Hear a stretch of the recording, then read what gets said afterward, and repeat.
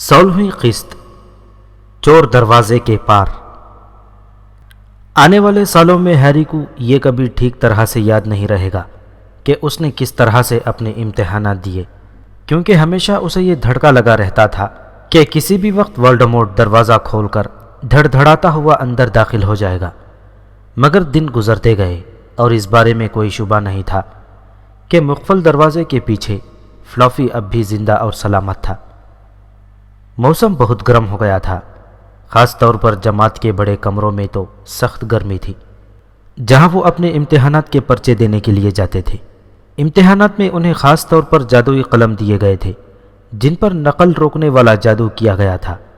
वो जो ही नकल मारने की कोशिश करते तो कलम उनकी नकल को लिखने से इनकार कर देता था। उनके अमली इम्तिहानात भी हुए।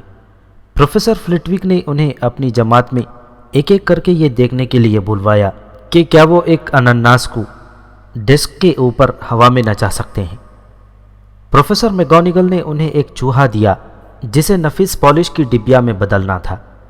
पॉइंट्स इस बात पर दिए गए कि पॉलिश की डिबिया कितनी खूबसूरत और नफीस दिखाई देती थी। अगर डिबिया की मूंछें रह जाती थीं तो पॉइंट्स काट लिए जाते थे। प्रोफेसर स्नेप ने उन्हें भुला देने वाले जादुई सियाल बनाने का इम्तिहान दिया था, मगर उनके उस वक्त वाकई होश उड़ गए जब वो तमाम वक्त उनके सरों पर सवार रहा। उन्हें ये याद करने में बड़ी मुश्किल पेश आई कि भुलाने वाले सियाल का नुस्खा क्या होता है। हैरी ने अपनी तरफ से इम्तिहानात में अच्छी से अच्छी कारकर्दगी के मुजाहिरे की भरपूर कोशिश की थी। उसने अपने सर में बार बार उठने वाले भयानक दर्द को नज़रअंदाज करने की भी सही की, जो उसे तब से लगातार परेशान कर रहा था जब से वो तारीक जंगल के सज़ा भुगत कर वापस लौटा था।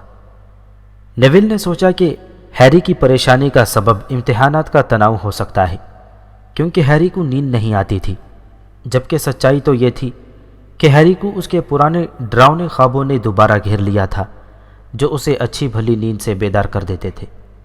सिर्फ फ़र्क इतना था कि ये ख्वाब अब पहले से ज़्यादा खौफनाक रूप इख्तियार कर चुके थे, जिनमें एक नकाब पोश साया घुस आया था। उसके मुंह से टपकता हुआ खून अब सुर्ख रंगत का दिखाई देता था, बिल्कुल खून आशाम की तरह। रॉन और हरमायनी पारस पत्थर के बारे में हैरी जितने फिक्रमंद नहीं थे। ऐसा शायद इसलिए था कि उन्होंने वो नहीं देखा था जो हैरी देख चुका था, या फिर शायद इसलिए कि उनके माथे पर जलता हुआ निशान मौजूद नहीं था। बिलाशुबा वोल्डेमॉर्ट का ख्याल उन्हें डरावना तो ज़रूर लगता था, लेकिन वो उनके ख्वाबों में बार बार नहीं आ रहा था, और अपनी दोहराई में वो इतने मगन रहते थे कि उन्हें इस बारे में फ़िक्रमंद होने का ज़्यादा वक्त ही नहीं मिलता था कि स्नेप या कोई और क्या करने की फ़िक्र में कोशां है। उनका आखिरी इम्तिहान जादुई तारीख़ का था। उसमें एक यकता रोज़गार जादूगरों के बारे में सवाल पूछे गए, जिन्होंने अपने आप तलने वाली जादुई कढ़ाइयाँ ईजाद की थीं। 1 घंटे तक सवालों के जवाब देने के बाद वो 1 हफ्ते के लिए पूरी तरह आज़ाद थे। उनके इम्तिहानात के नताइज का ऐलान 1 हफ्ते बाद किया जाने वाला था। जब प्रोफेसर बेंस के भूत ने उनसे अपने कलम रखने और अपने चरमई कागज़ों को मोड़कर लौटाने के लिए कहा, तो बाकी तमाम लोगों की तरह हैरी भी खुशी का इजहार करने के लिए खुद को रोक नहीं पाया था। मैंने जितना सोचा था ये इससे भी बहुत आसान था, हरमायनी ने मुस्कुराते हुए बताया। इस वक्त वो इस हुजूम में शामिल हो चुकी थी जो धूप भरे मैदान की तरफ जा रहा था। मुझे 1637 ईस्वी के भेड़ियाई इंसानों के रहन सहन के अतवार या एल्फ्रेड की जोशीली बगावतों को याद करने की बिल्कुल ज़रूरत नहीं थी। हरमायनी को हमेशा इम्तिहान के बाद अपने पर्चे के बारे में ऐसी बातें करना अच्छी लगती थी, लेकिन रॉन ने कहा कि उससे वो परेशान हो जाता है। वो लोग झील के किनारे घूमने निकल गए। वो थक कर एक दरख्त की छांव के नीचे बैठ गए। वीजली जुड़वा भाई और ली जॉर्डन एक देव कामत आबिगेर माही की शाख पर गुदगुदी करते हुए छेड़छाड़ करने में मसरूफ़ थे, जो गर्म उथले पानी में आराम कर रही थी। अब कोई दोहराई नहीं, कोई पढ़ाई नहीं, रॉन ने खुशी की सांस छोड़ते हुए कहा, और घास पर पूरी तरह दराज होता चला गया। तुम भी ज़्यादा खुश दिखाई दे सकते हो हैरी। ये पता चलने में अभी 1 हफ्ता बाकी है कि हमने कितना बुरा इम्तिहान दिया है। फ़िलहाल तो परेशानी की कोई ज़रूरत बाकी नहीं है। हैरी अपना माथा मसल रहा था। काश मैं जान पाता اس کا کیا مطلب ہے؟ وہ غصے سے تلملاتا ہوا بولا، میرا نشان لگاتار دکھ رہا ہے، یہ پہلے بھی ہو چکا ہے، لیکن اتنا شدید درد پہلے کبھی نہیں ہوئی تھی جتنی کہ اب ہو رہی ہے۔ میڈم پومفرے کے پاس جاؤ، ہرمائنی نے مشورہ دیا۔ میں بیمار نہیں ہوں، ہیری نے مڑ کر کہا۔ مجھے لگتا ہے کہ یہ ایک قسم کی خبردار کرنے والی علامت ہے، اس کا مطلب شاید یہ ہے کہ خطرہ قریب آ رہا ہے۔ رون زیادہ متحرک دکھائی نہیں دیا، موسم کافی گرم ہو رہا تھا۔ ہیری آرام کرو، ہرمائنی نے ٹھیک کہا تھا، جب تک ڈمبلڈور آس پاس ہیں تب تک پتھر بالکل محفوظ ہے۔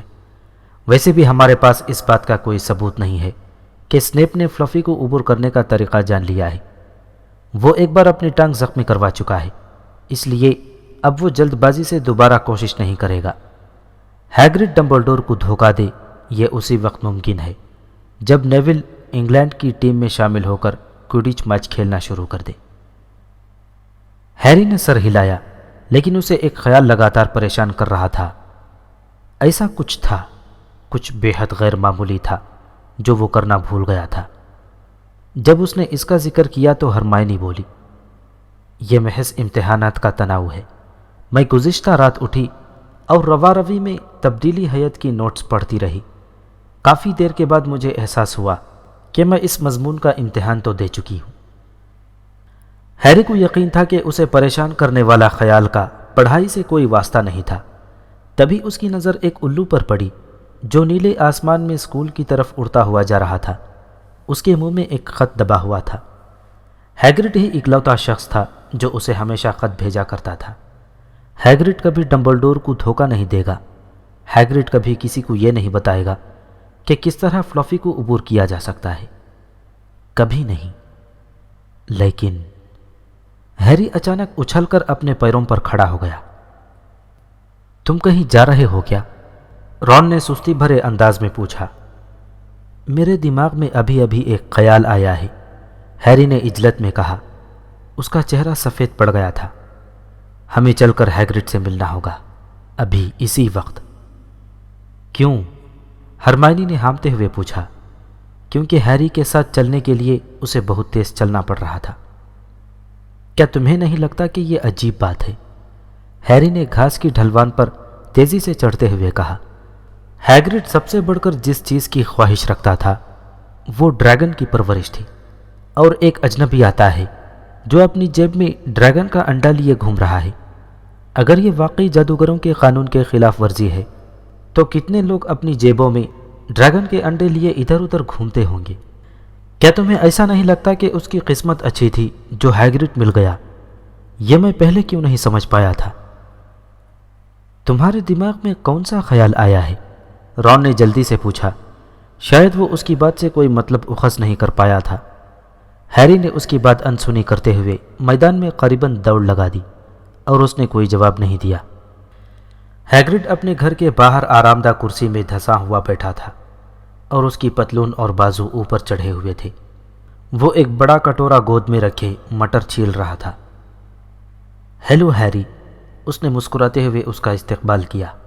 امتحانات ختم ہو گئے، اب تو مشروب پینے کے لیے وقت ہونا چاہیے۔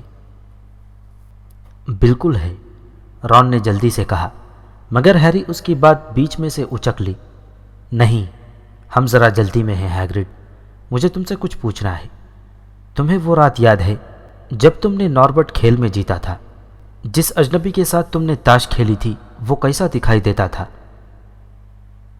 معلوم نہیں، ہیگرڈ نے تعجب بھرے انداز میں جواب دیا۔ اس نے اپنا چوغا نہیں اتارا تھا۔ وہ ان تینوں کی طرف تعجب بھری نگاہوں سے دیکھ رہا تھا۔ اس نے اپنی تیوریاں چڑھائی۔ یہ اتنا عجیب نہیں ہے، ہاگز ہیڈ یعنی گاؤں کے شراب خانے میں بہت سے عجیب قسم کے لوگ آتے رہتے ہیں۔ وہ ڈریگن کا بیپاری ہو سکتا ہے، اور کیا؟ میں نے اس کا چہرہ بالکل نہیں دیکھا کیونکہ اس نے ایک بار بھی اپنا نقاب نہیں ہٹایا تھا۔ تمہاری اس سے کس بارے میں باتیں ہو رہی تھی ہیگرڈ؟ کیا تم نے ہاگورٹ کا ذکر کیا تھا؟ ہیری مٹر کے کٹورے کے پاس بیٹھ گیا۔ ہو سکتا ہے، ہیگرڈ نے سوچتے ہوئے کہا۔ یاد کرنے کی کوشش میں اس کی بھویں پھڑک رہی تھی۔ ہاں، اس نے مجھ سے پوچھا تھا کہ میں کیا کرتا ہوں اور میں نے اسے بتایا تھا کہ میں یہاں پر چوکیداری پر مامور ہوں۔ اس نے مجھ سے تھوڑی معلومات بھی لی تھی کہ میں کس قسم کے جانوروں کی دیکھ بھال کرتا ہوں۔ میں نے اسے بتایا کہ میں نے کہا کہ میں ہمیشہ سے جو چیز سچ مچ چاہتا ہوں وہ ایک ڈریگن کی پرورش تھی، اور پھر مجھے زیادہ اچھی طرح سے یاد نہیں ہے کیونکہ وہ مجھے لگاتار مشروب خرید کر پلاتا رہا۔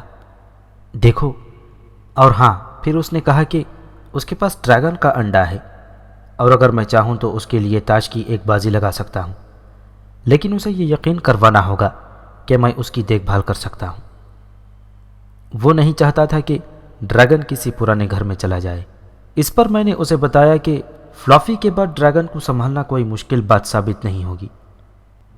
اور کیا اس نے فلافی میں دلچسپی ظاہر کی تھی؟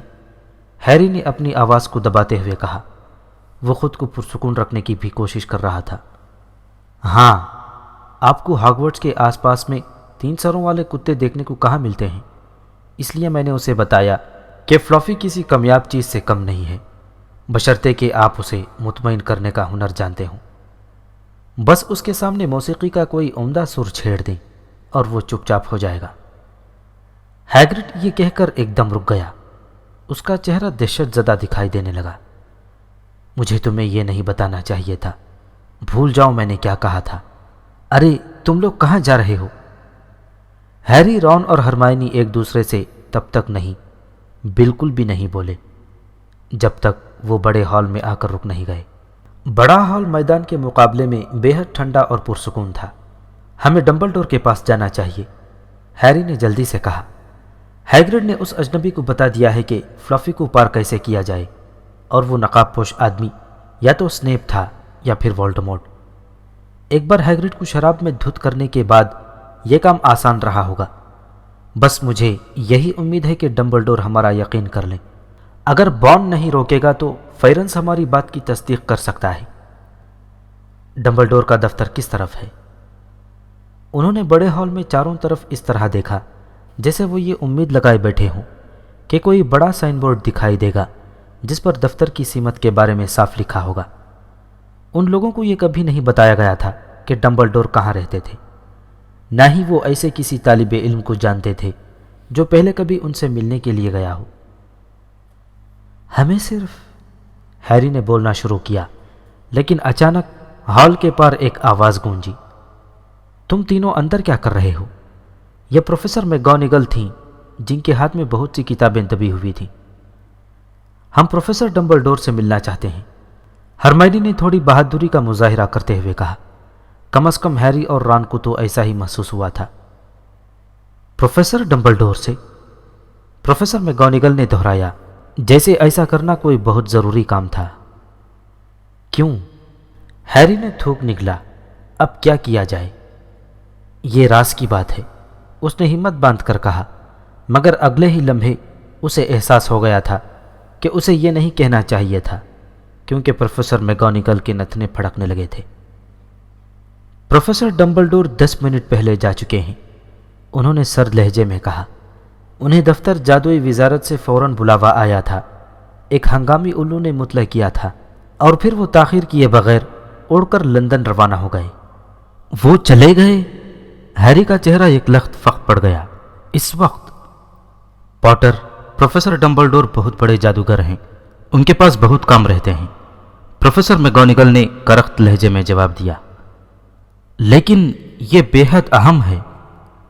تم جو کہنا چاہتے ہو، کیا وہ دفتر جادوئی وزارت سے بھی زیادہ اہم ہے پاٹر؟ دیکھیے، ہیری نے احتیاط کو ہوا میں اڑاتے ہوئے کہا، پروفیسر، یہ پارس پتھر کے بارے میں ہے۔ پروفیسر میگونیگل نے جو امید باندھی تھی وہ کم از کم یہ تو نہیں تھی۔ کتابیں ان کے ہاتھ سے چھوٹ کر زمین پر جا گریں اور ان کی آنکھیں پھٹی رہ گئیں۔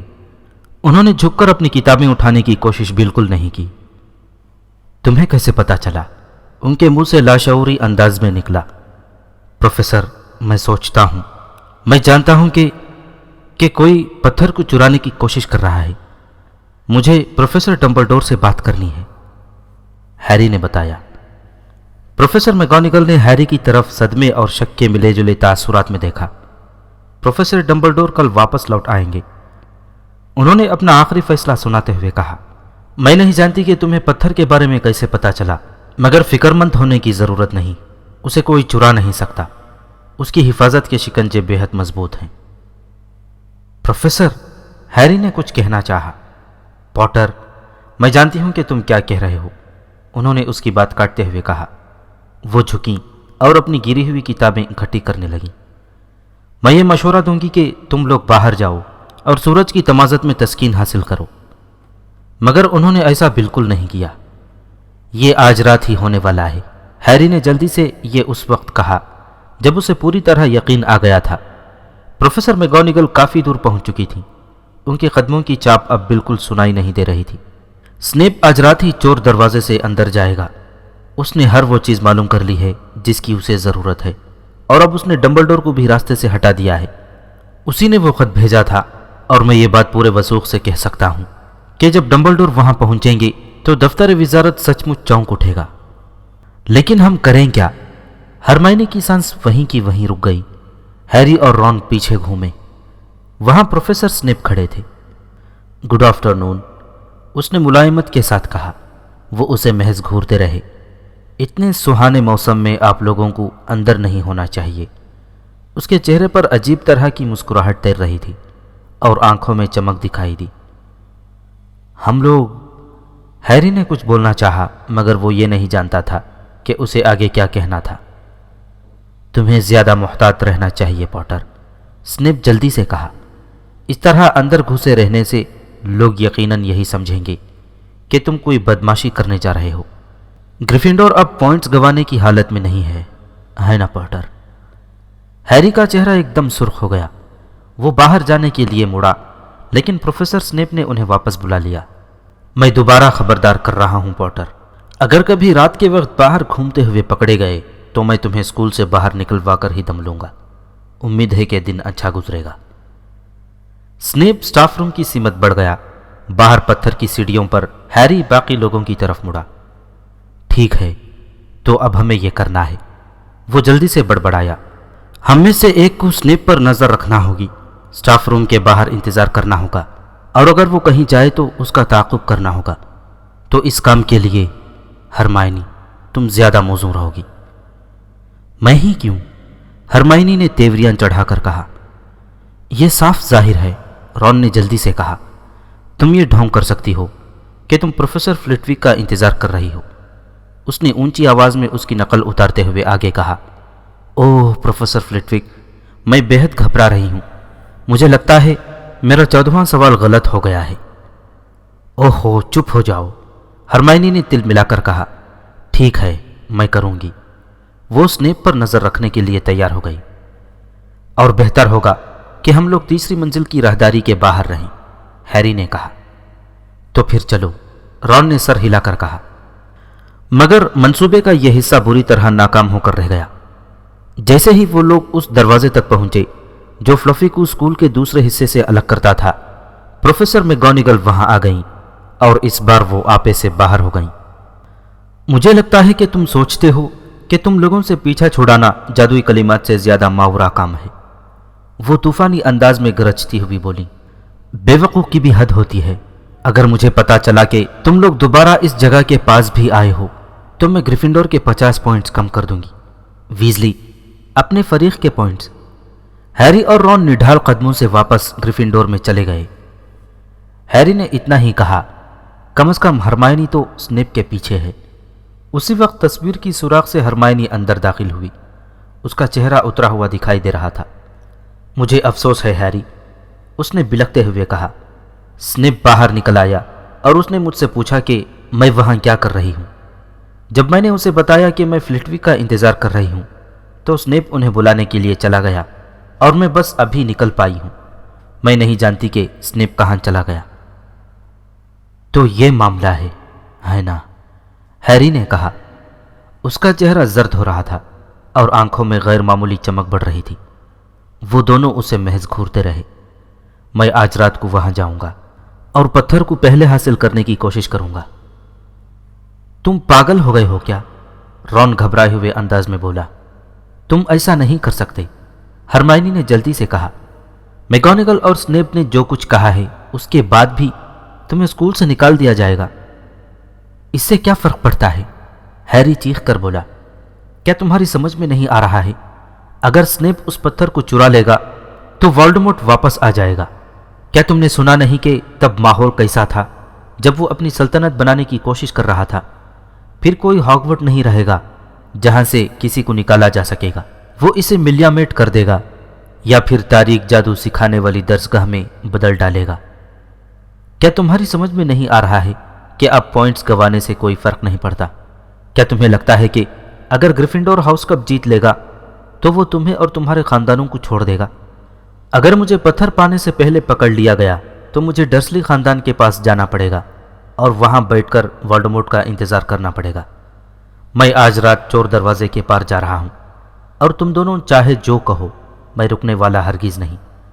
تمہیں یاد ہے والڈمورٹ نے میرے والدین کو مارا ہے۔ اس نے ان کی طرف تمتماتے ہوئے گھورا۔ تم ٹھیک کہہ رہے ہو ہیری، ہرمائنی دھیمی آواز میں بولی۔ میں اپنا غیبی چوغا پہن کر جاؤں گا، ہیری نے کہا۔ میری قسمت اچھی تھی جو یہ مجھے واپس مل گیا۔ کیا یہ ہم تینوں کو چھپا لے گا؟ رون نے پوچھا۔ کیا ہم تینوں کو؟ ہیری چونک پڑا۔ چھوڑو بھی، تم نے یہ کیسے سوچ لیا کہ ہم تمہیں تنہا چھوڑ دیں گے؟ رون نے کہا۔ بالکل نہیں، ہرمائنی مستحکم لہجے میں بولی۔ تم نے یہ کیسے سوچ لیا کہ تم ہمارے بغیر ہی پتھر تک پہنچ جاؤ گے؟ بہتر ہوگا کہ میں جاؤں اور اپنی کتابیں ایک بار پھر دیکھ لوں، شاید ان میں کوئی کام کی چیز مل جائے۔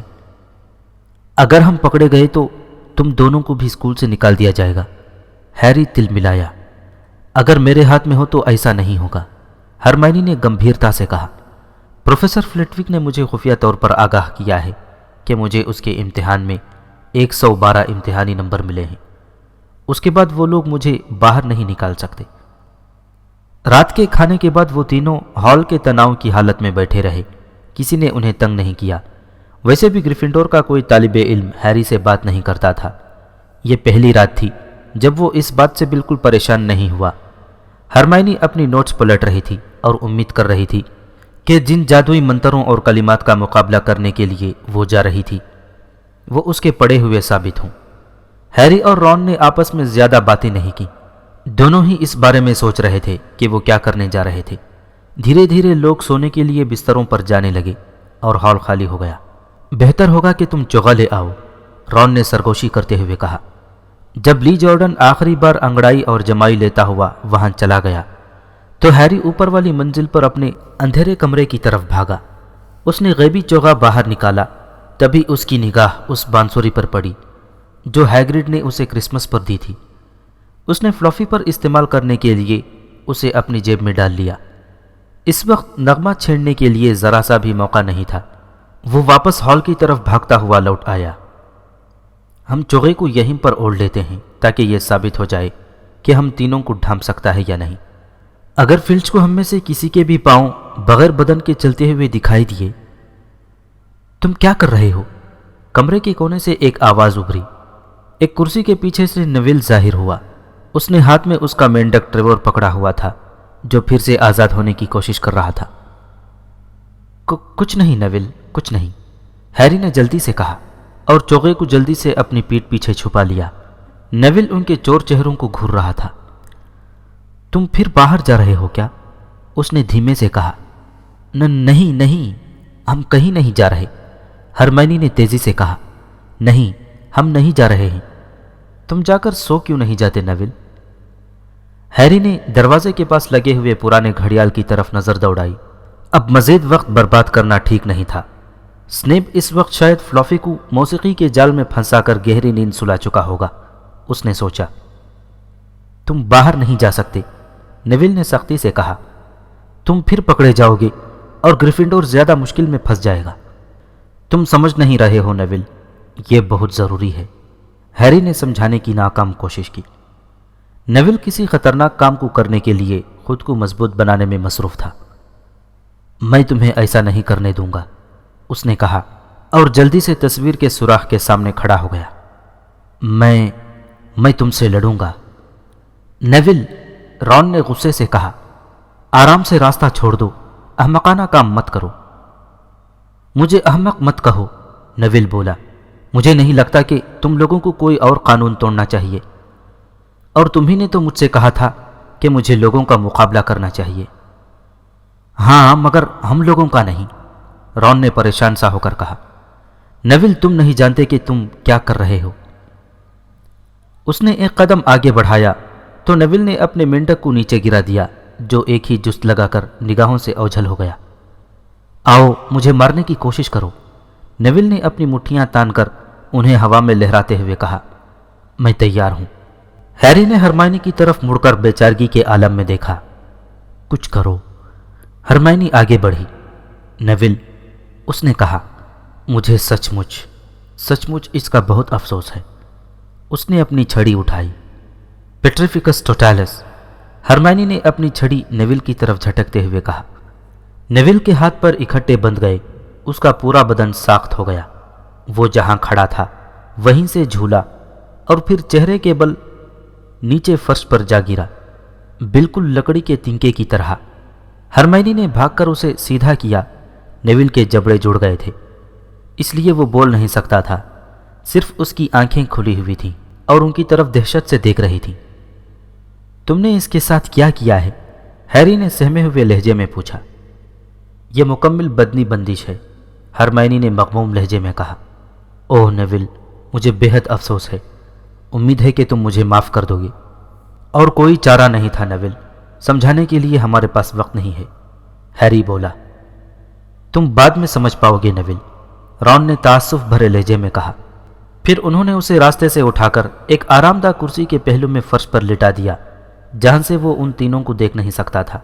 وہ اس کی نظروں سے اوجھل ہو کر دروازے کے پاس پہنچے اور انہوں نے اپنا غیبی چوغا اوڑھ لیا۔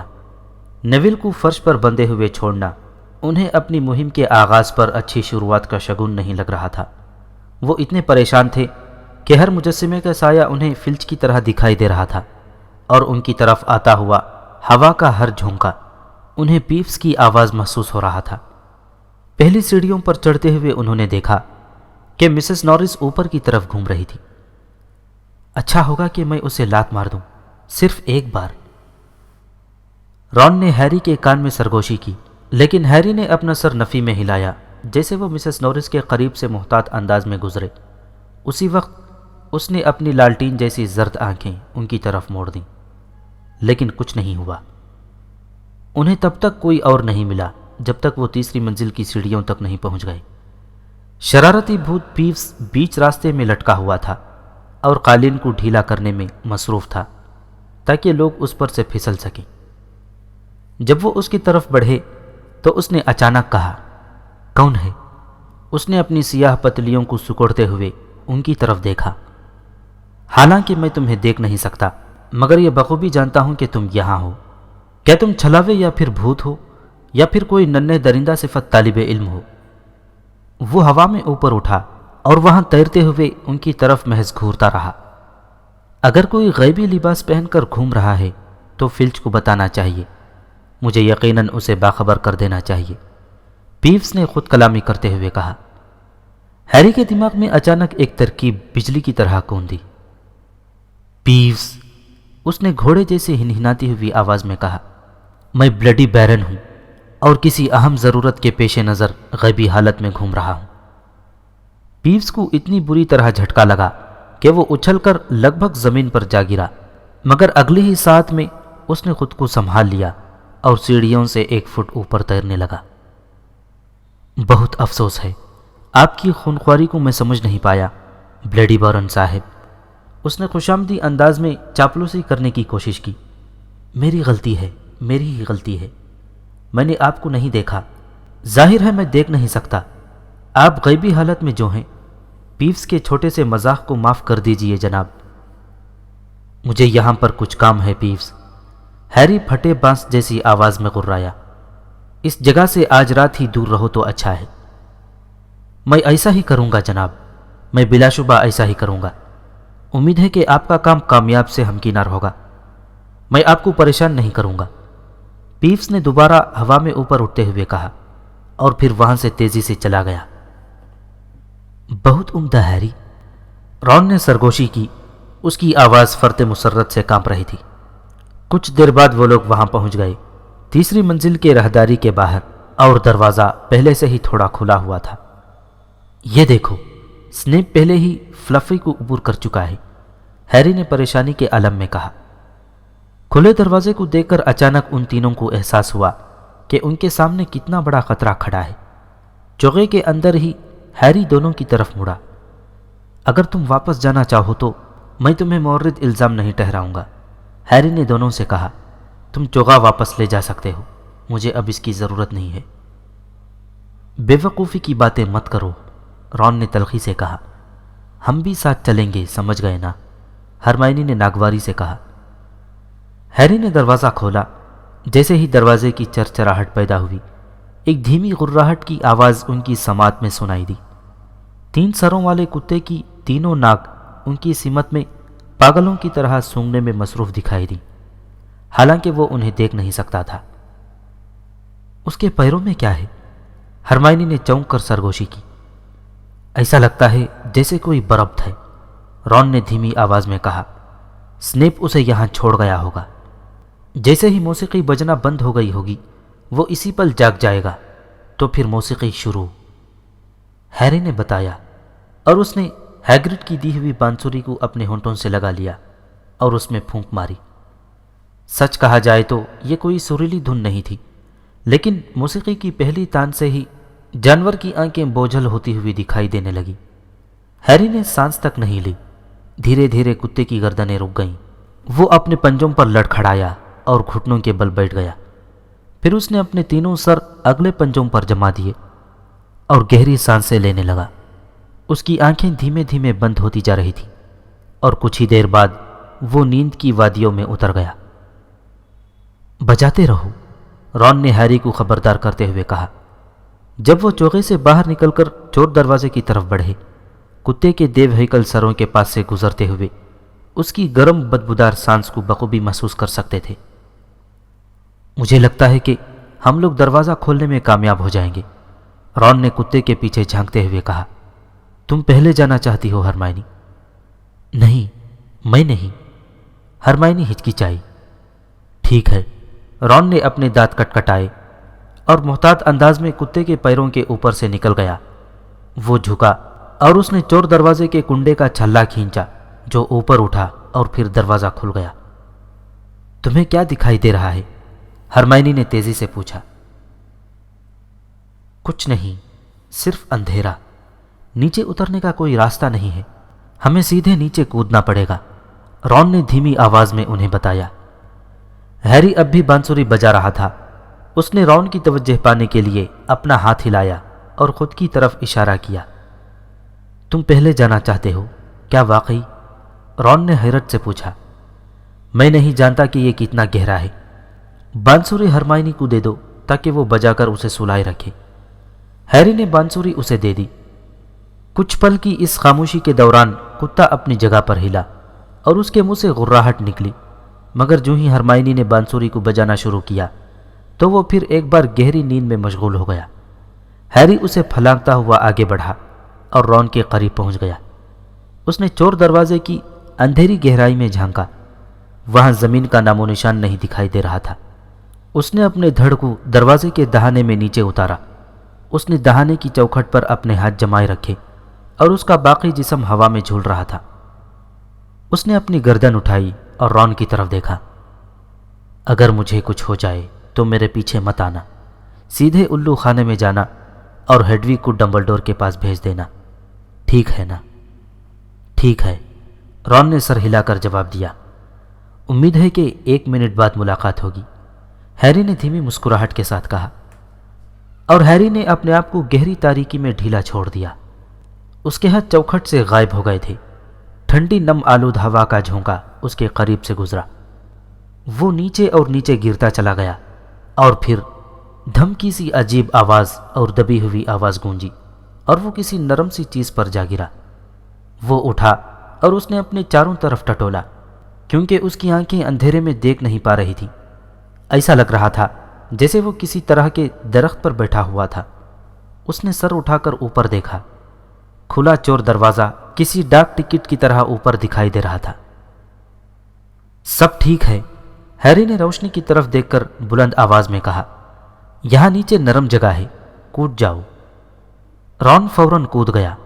वो हैरी के बिल्कुल करीब गिरा और फिर फिसलकर एक तरफ लुढ़क गया। ये क्या है? ये पहला जुमला उसके मुंह से लाशौरी तौर पर निकला। मालूम नहीं, किसी तरह का दरख्त लगता है। मुझे लगता है कि ये यहाँ पर इसलिए है ताकि गिरने पर चोट ना लगे। चलो आ जाओ हरमाइनी, हैरी ने जल्दी से कहा। बांसुरी की भद्दी सी आवाज़ एकदम थम गई। अगली ही साथ कुत्ता जोर से भौंका, मगर हरमाइनी पहले ही कूद चुकी थी। वो हैरी की दूसरी तरफ आ गिरी। हम लोग स्कूल से मीलों नीचे पहुंच गए हैं, हरमाइनी ने गहरी सांस लेकर कहा। हमारी किस्मत अच्छी थी कि यह दरख्त यहाँ पर है ना? रॉन ने कहा। किस्मत अच्छी है, हरमाइनी चीखी। तुम दोनों अपनी तरफ देखो तो सही। वो ऊपर उछली और हाथ पैर मारती हुई एक सैलाबी दीवार की तरफ बढ़ी। उसे इसलिए हाथ पांव मारना पड़ा क्योंकि जिस पल वो दरख्त पर गिरी थी, दरख्त की रेशम जैसी नरम शाखें उसके टुकड़ों के चारों तरफ सांप की तरह बल खाते हुए गिरफ्त जमाने लगी थी। जहां तक हैरी और रॉन का सवाल था, उनके पैर पहले ही बड़ी रेशमी बेलों में कसकर बंध चुके थे और उन्हें इस बात का एहसास तक नहीं हो पाया था। दरख्त उस पर अपनी पकड़ मजबूत कर पाए उससे पहले ही हरमाइनी ने अपने आप को छुड़ा लिया। वो दहशत भरी नज़रों से देख रही थी कि उसके दोनों दोस्त दरख्त के चुंगल से बचने के लिए बेतहाशा हाथ पैर मार रहे थे, मगर वो उससे जितना लड़ते थे वो उतनी ही तेजी से उसकी चारों तरफ अपना रेशमी बेलों का शिकंजा कसता चला गया। हिलो मत, हरमाइनी ने उन्हें हिदायत की। मैं जानती हूं कि ये क्या है, ये शैतानी फंदा है। अरे बड़ी खुशी की बात है कि हम उसका नाम जान गए, उससे बहुत मदद मिली, रॉन चिढ़ते हुए कहा। वो पीछे की तरफ झुका हुआ था और भरपूर कोशिश कर रहा था कि दरख्त उसकी गर्दन पर अपना बल ना कस सके। चुप रहो, मैं याद करने की कोशिश कर रही हूं कि उसे कैसे मारा जाए, हरमाइनी बोली। अच्छा ठीक है, मगर जल्दी करो, मैं तो अब सांस भी नहीं ले पा रहा हूं, हैरी ने हाँफते हुए कहा। और वो दरख्त के साथ कुश्ती लड़ने लगा जो उसके सामने से चारों तरफ अपना शिकंजा कस रहा था।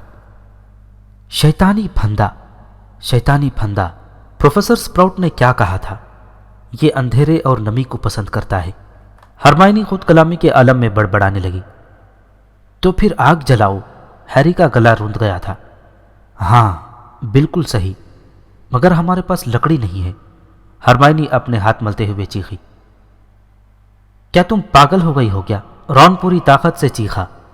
तुम जादूगरनी हो या नहीं? कैसे नहीं हूं, हरमाइनी ने कहा। उसने अपनी छड़ी झटके से बाहर निकाली और उसे हिलाकर कुछ बड़बड़ाई। फिर उसने दरख्त पर भी इसी तरह के नीले शोलों का इस्तेमाल किया जिस तरह के शोले का इस्तेमाल उस स्नेप के चोगे पर किया था।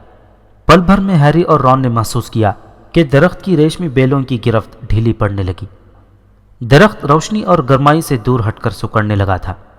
सुकड़ते और पीछे हटते हुए शैतानी फंदे ने उनके जिस्मों को छोड़ दिया और खौफजदा अंदाज में सिमट सा गया। हैरी और रॉन जो ही उसकी गिरफ्त से आज़ाद हुए तो उन्होंने शैतानी फंदे के चुंगल से निकलने में ज़रा सी भी देर नहीं की। वो करीबन दौड़ते हुए बाहर निकल आए। हरमाइनी, हमारी किस्मत अच्छी थी कि तुम जड़ी बूटियों के इल्म वाली जमात में तवज्जह देती हो, हैरी ने कहा जब वो अपने चेहरे का पसीना पोंछते हुए उसके पास दीवार के किनारे पर आ चुका था। हाँ, रॉन ने जल्दी से कहा, और हमारी किस्मत अच्छी है कि हैरी मुसीबत की घड़ी में भी अपने होशो हवास कायम रखता है। हमारे पास लकड़ी नहीं है, कसम से। इस रास्ते से, हैरी ने उनकी तकरार से बचने के लिए एक तरफ इशारा किया। वो तारीक राहदारी थी जो वहां से निकलने वाला वाहिद रास्ता दिखाई दे रहा था। अपने कदमों की चाप के अलावा उन्हें सिर्फ दीवार पर नीचे टपकते हुए पानी की धीमी धीमी आवाज सुनाई दे रही थी।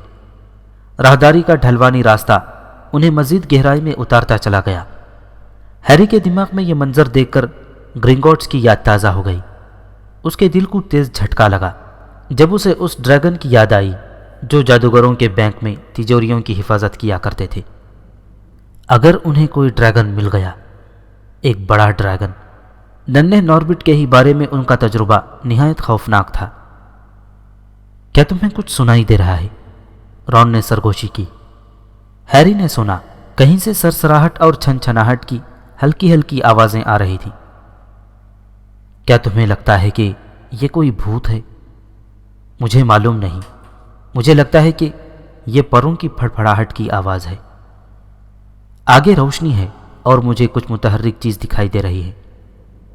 वो लोग राहदारी के मोड़ पर पहुंच गए और उनके सामने तेज रोशनी से भरा एक कमरा था जिसकी छत मेहराबदार थी। उसमें जुगनुओं की तरह चमकते हुए सैकड़ों नन्हे परिंदे भरे हुए थे जो अपने पंख फड़फड़ाते हुए और एक दूसरे से टकराते हुए कमरे में चारों तरफ उड़ रहे थे। कमरे के दूसरी तरफ एक भारी भरकम दरवाजा दिखाई दे रहा था। क्या तुम्हें लगता है कि अगर हम कमरे को पार करने की कोशिश करेंगे तो ये नन्हे नन्हे परिंदे हम पर हमला कर देंगे? रॉन ने बड़बड़ाकर सहमे हुए लहजे में कहा। मुमकिन है, हैरी उनकी तरफ देखता हुआ बोला। वो बहुत खूनख्वार तो दिखाई नहीं देते, मगर मेरा ख्याल है कि अगर उन सब ने इकट्ठा हमला बोल दिया तो खैर, हमारे पास बचने के लिए कोई ढाल नहीं है। मैं दौड़ लगाता हूं। उसने एक गहरी सांस ली, हाथों से अपने चेहरे को चारों तरफ से ढांपा और कमरा पार करने के लिए दौड़ लगा दी। उसे उम्मीद थी कि किसी भी पल तेज चोंचे और नुकीले पंजे उसे नोच लेंगे, मगर ऐसा कुछ नहीं हुआ। वो दरवाजे तक सही सलामत पहुंच गया था। उसने दरवाजे के दस्ते को अपनी तरफ खींचा, मगर उस पर तो बड़ा सा ताला लगा हुआ था। बाकी दोनों उसके पीछे आए। उन्होंने दरवाजे को खींचा और धक्का दिया, मगर वो हिलने के लिए भी तैयार नहीं था। तब भी कुछ नहीं हुआ जब हरमाइनी ने अपने जादुई कलीमे से ताला खोलने की कोशिश की। अब क्या करें? रॉन ने सहमे हुए लहजे में कहा। ये परिंदे, ये यहां सिर्फ सजावट के लिए तो नहीं हो सकते, हरमाइनी ने कहा। उन्होंने ऊपर उड़ते हुए परिंदों को देखा। वो चमक रहे थे, मगर क्या चमक रहा था?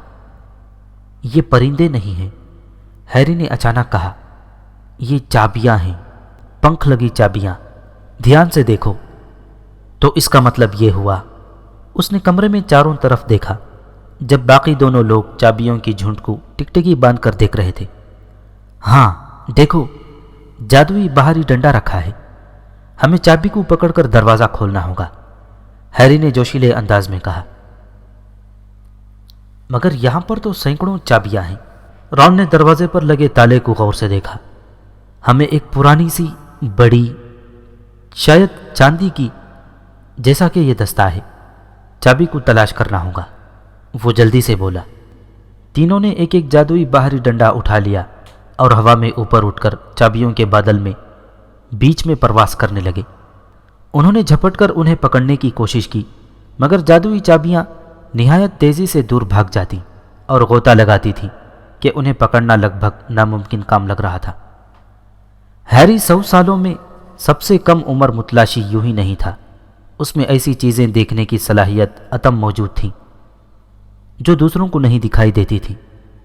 1 मिनट तक उन अनगिनत पंखों के तूफान में उड़ने के बाद उसने चांदी की एक बड़ी सी चाबी देख ली जिसका एक पंख मुड़ा हुआ था। यूं लगता था जैसे इससे पहले भी किसी ने पकड़ा हो और चाबी के सुराख में बेदर्दी से घुसा डाला हो। चाबी वो रही, हैरी ने उन दोनों को बताया।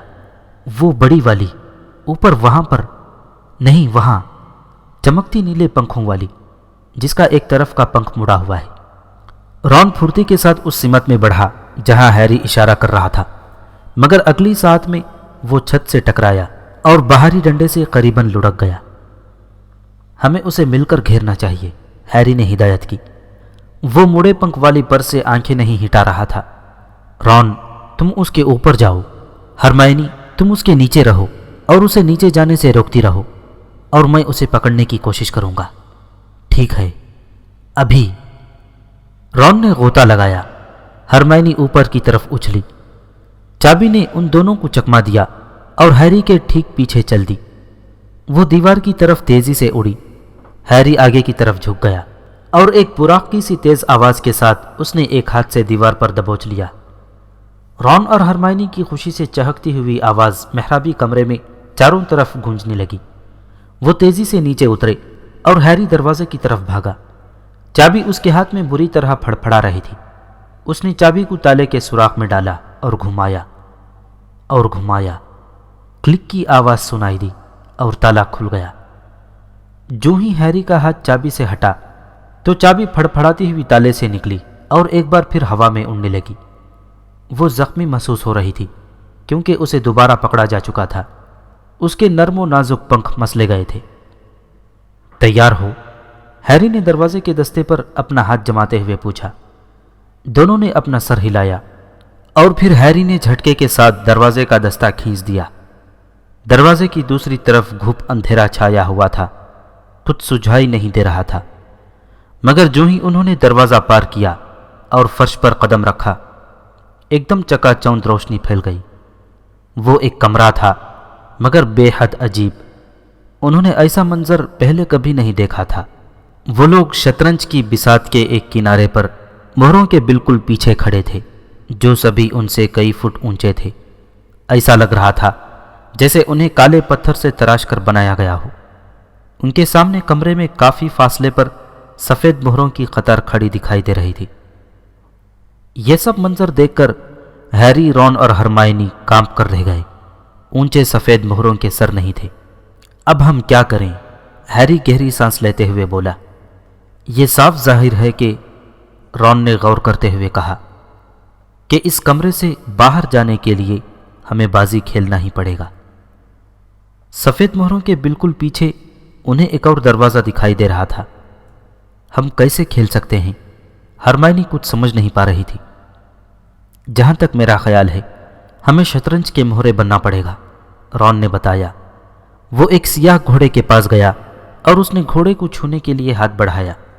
اسی لمحے پتھر میں جان پڑ گئی اور گھوڑے نے ہنہنا کر زمین پر اپنی ٹاپیں ماری۔ گھڑ سوار نے اپنا خود سیدھا کیا اور نیچے جھک کر رون کی طرف دیکھا۔ کیا ہمیں پار جانے کے لیے آپ کے ساتھ شامل ہونا پڑے گا؟ رون نے پوچھا۔ سیاہ گھڑ سوار نے اس بات میں سر ہلایا۔ رون باقی دونوں کی طرف متوجہ ہوا۔ اس کے لیے سوچنا ہوگا، اس نے کہا۔ مجھے لگتا ہے کہ ہمیں 3 سیاہ مہروں کی جگہ لینا ہوگی۔ رون اور ہرمائنی اطمینان سے کھڑے رہے تاکہ رون سوچ سمجھ کر کسی فیصلے پر پہنچ سکے۔ وہ دونوں رون کے چہرے کے اتار چڑھاؤ دیکھتے رہے۔ آخرکار رون بولا، اب تم لوگ برا مت ماننا، مگر تم دونوں کو ہی اتنی اچھی شطرنج نہیں آتی۔ ہم برا نہیں مانیں گے، ہیری نے جلدی سے کہا۔ ہمیں صرف یہ بتاؤ کہ ہمیں کیا کرنا ہے۔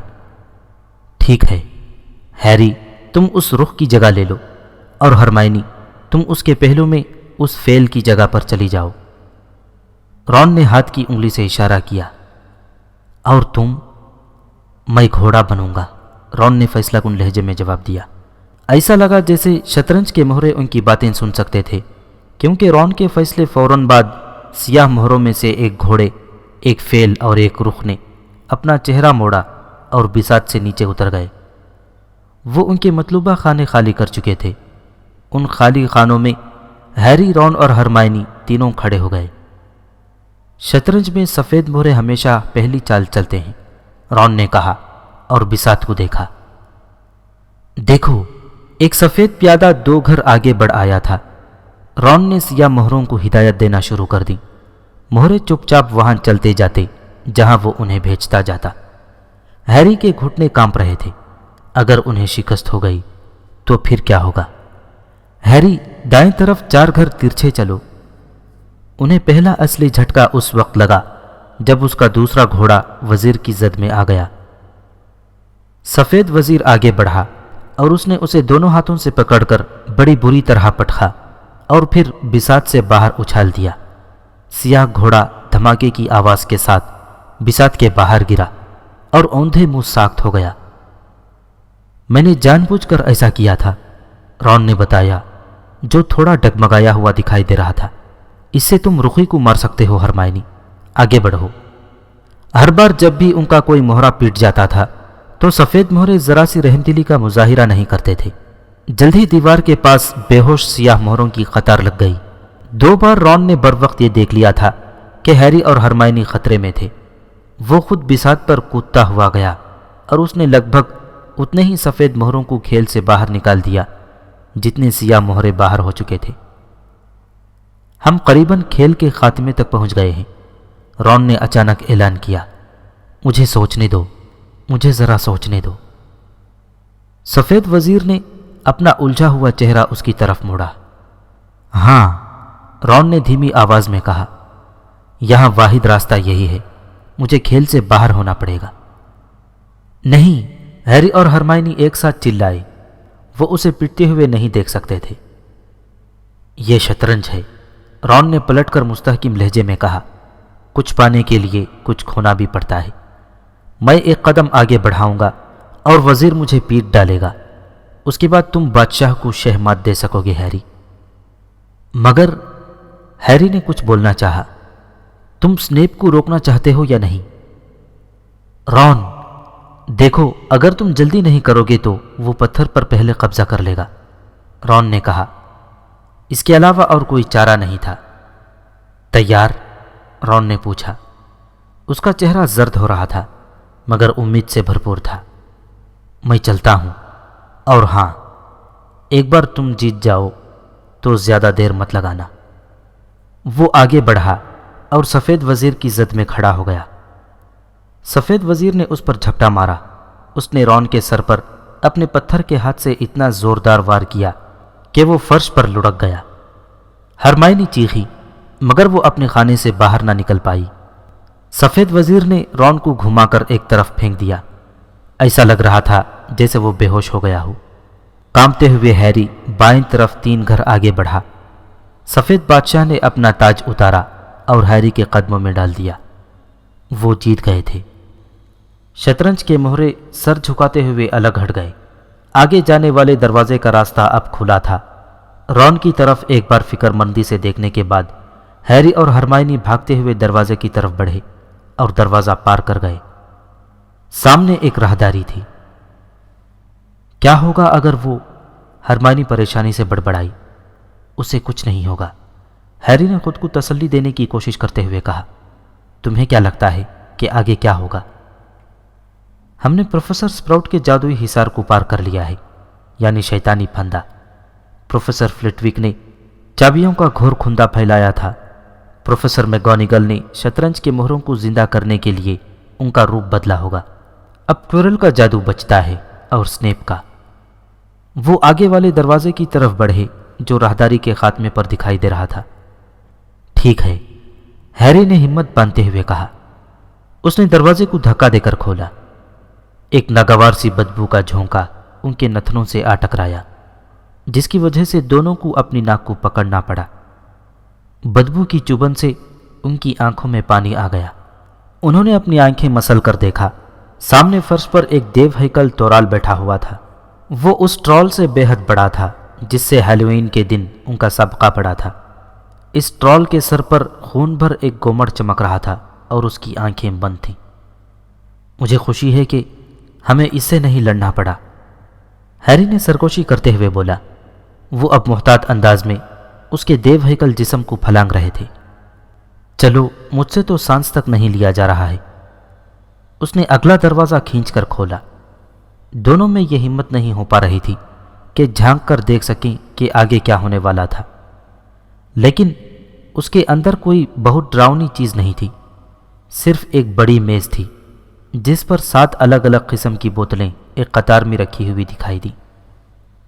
سنیپ کا جادو، ہیری نے کہا۔ اگر ہمیں کیا کرنا ہوگا؟ انہوں نے جیسے ہی دہلیز پار کی، ان کے پیچھے والے دروازے کے سامنے آگ جلنے لگی۔ دونوں نے مڑ کر دیکھا۔ واپسی کا راستہ بند کر دیا گیا تھا۔ یہ کوئی عام سی آگ نہیں تھی بلکہ ارغوانی رنگت کی آگ تھی۔ اسی طرح آگے جانے والے دروازے کے سامنے سیاہ خوفناک شعلے بھڑک اٹھے۔ وہ بری طرح پھنس چکے تھے۔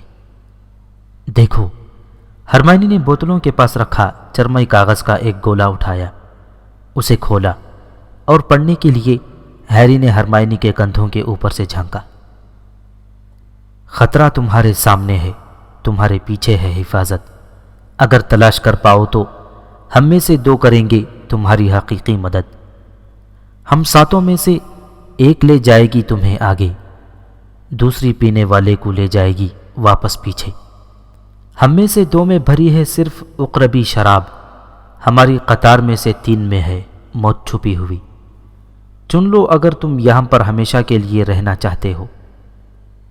انتخاب میں مدد کے لیے ہم دیتے ہیں یہ 4 سوراخ۔ پہلا، زہر کتنی بھی عیاری سے چھپنے کی کوشش کرے، ہمیشہ ملے گا الٹے ہاتھ پر اقربی شراب کے۔ دوسرا، دونوں سروں پر جو بوتلیں ہیں وہ الگ ہی ہیں، مگر آگے جانے کے لیے وہ تمہاری دوست نہیں ہے۔ تیسرا، جیسا تم دیکھ سکتے ہو الگ سب حجم ہے، نہ سب سے چھوٹی نہ سب سے بڑی، اندر موت کا سامان ہے۔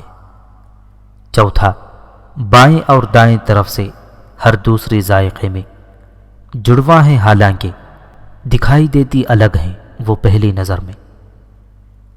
ہرمائنی نے ایک گہری سانس لے کر آہ بھری اور ہیری یہ دیکھ کر حیران رہ گیا کہ وہ مسکرا رہی تھی۔ یہ وہ آخری چیز ہو سکتی تھی جو وہ اس وقت کرنے جا رہی تھی۔ بہت خوب، ہرمائنی نے کہا، یہ جادو نہیں، یہ ذہانت کا گہرا امتحان ہے۔ یہ ایک معمہ ہے، بہت ہی پیچ دار پہیلی ہے، دلچسپ منطق ہے۔ کافی بہادر جادوگر اس مقام تک پہنچ کر پھنس جاتے ہیں، کیونکہ بہادری سے علم استدلال کو حاصل نہیں ہوتا، یہ تو حاضر دماغی اور ذہانت کا کام ہے۔ اور ہم بھی تو پھنس چکے ہیں ہرمائنی، ہیری نے جلدی سے کہا۔ بالکل نہیں، ہرمائنی نے کہا، ہمیں جس کی ضرورت ہے سب یہاں اس کاغذ پر لکھا ہے۔ بوتلیں 7 ہیں، 3 میں زہر ہے، 2 میں عقرب گزیدہ شراب، ایک ہمیں سیاہ آگ سے پار بحفاظت لے جائے گی اور ایک ارغوانی آگ کو عبور کرنے میں ہماری مدد کرے گی تاکہ ہم واپس لوٹ سکیں۔ لیکن ہمیں یہ کیسے پتہ چلے گا کہ ہمیں کون سی بوتل پینا ہوگی؟ مجھے 1 منٹ سوچنے دو۔ ہرمائنی نے چرمائی کاغذ کو اپنی نگاہوں کے سامنے پھیلا لیا اور کئی بار اسے پڑھا، پھر وہ بوتلوں کی قطار کے سامنے ادھر ادھر بے چینی میں گھومتی رہی اور ان کی طرف اشارہ کرتے ہوئے بڑبڑاتی رہی۔ آخرکار اس نے تالی بجائی۔ سمجھ میں آ گیا، اس نے تیزی سے کہا، سب سے چھوٹی بوتل ہمیں سیاہ آگ کو عبور کرنے میں مدد دے گی، یعنی پتھر کی طرف لے جائے گی۔ ہیری نے چھوٹی بوتل کی طرف دیکھا، اس میں تو صرف ایک فرد کے لیے سیال مائل دکھائی دے رہا ہے، یعنی ہم سے صرف ایک ہی آگے جا سکے گا، یہ تو بمشکل ایک ہی گھونٹ ہوگا۔ ہیری نے متفکر انداز میں دیکھا۔ انہوں نے ایک دوسرے کی طرف دیکھا۔ کون سی بوتل تمہیں جامنی آگ سے واپس لے جا سکتی ہے؟ ہیری نے پوچھا۔ ہرمائنی نے دائیں کنارے پر رکھی ہوئی بوتل کی طرف اشارہ کیا۔ تو تم اسے پی لو، ہیری نے کہا۔ نہیں، سنو، واپس جاؤ اور رون کو ساتھ لے لو، اڑنے والی چابیوں کے کمرے میں جاؤ، جادوئی باہری ڈنڈے رکھے ہوئے ہیں، انہیں اٹھاؤ اور ان کی مدد سے تم دونوں چور دروازے سے باہر نکل کر فلفی کے پار نکل جانا، سیدھے الو خانے میں جاؤ اور ہیڈوی کو ڈمبلڈور کے پاس بھیج دو، ہمیں ان کی سخت ضرورت ہے۔ میں اسنیپ کو کچھ وقت کے لیے تو روک سکتا ہوں، مگر حقیقت یہ ہے کہ میں اس کی ٹکر کا نہیں ہوں۔ مگر ہیری، بالفرض اگر تم جانتے ہو کون بھی اس کے ساتھ ہوا۔ قسمت ایک بار میرا ساتھ دے چکی ہے ہرمائنی، ہیری نے اپنے نشان کی طرف اشارہ کرتے ہوئے کہا۔ قسمت دوبارہ میرا ساتھ دے سکتی ہے۔ ہرمائنی کے ہونٹ کانپ اٹھے۔ وہ اچانک ہیری کی طرف لپکی اور اسے اپنے بازوؤں کے حصار میں لے لیا۔ ہرمائنی، ہیری، تم جانتے ہو تم کمال کے جادوگر ہو۔ وہ بھیگی آنکھوں سے مسکرائی۔ جب ہرمائنی نے اسے چھوڑا تو ہیری نے بری طرح شرماتے ہوئے کہا، اتنا اچھا نہیں جتنی تم ہو۔ میں، ہرمائنی نے کہا، کتابیں اور ذہانت، دنیا میں ان سے بھی زیادہ کئی اور غیر معمولی چیزیں ہوتی ہیں، دوست اور بہادری۔ اور ہیری، اپنا دھیان رکھنا۔ پہلے تم پیو، تمہیں بھروسہ ہے کہ کس بوتل میں کیا ہے نا؟ ہیری نے پوچھا۔ بالکل، ہرمائنی نے کہا۔ اس نے کونے والی بوتل میں سے ایک بڑا گھونٹ حلق سے اتارا اور کانپ گئی۔ اس میں زہر تو نہیں ہے؟ ہیری کا چہرہ پریشانی سے بگڑ گیا۔ نہیں، مگر یہ برف کی طرح ہے، ہرمائنی نے جواب دیا۔ جلدی جاؤ، اس سے پہلے کہ اس کا اثر ختم ہو جائے۔ شب بخیر، اپنا دھیان رکھنا۔ جاؤ، وقت ضائع مت کرو۔ ہرمائنی مڑی اور سیدھے ارغوانی آگ کے شعلوں میں سے بیچ میں سے گزرتی چلی گئی۔ پھر دروازہ کھلا اور وہ چلی گئی۔ ہیری نے گہری سانس لی اور سب سے چھوٹی بوتل کو اٹھا لیا۔ وہ سیاہ آگ کے شعلوں کا سامنا کرنے کے لیے مڑا۔ ٹھیک ہے، میں آ رہا ہوں، اس نے کہا، اور چھوٹی بوتل کا ڈھکن اتار کر سیال کو ایک ہی گھونٹ میں حلق سے نیچے اتار لیا۔ سچ مچ ایسا لگا جیسے اس کے جسم میں برف بہہ رہی تھی۔ اس نے بوتل نیچے رکھی اور آگے چل دیا۔ اس نے ہمت بندھائی اور اس نے دیکھا کہ سیاہ آگ کے شعلے اس کے بدن کو چوم رہے تھے، مگر اسے ان کی حدت کا پتہ نہیں چلا۔ ایک پل کے لیے تو اسے سیاہ آگ کے سوا اور کچھ دکھائی نہیں دیا۔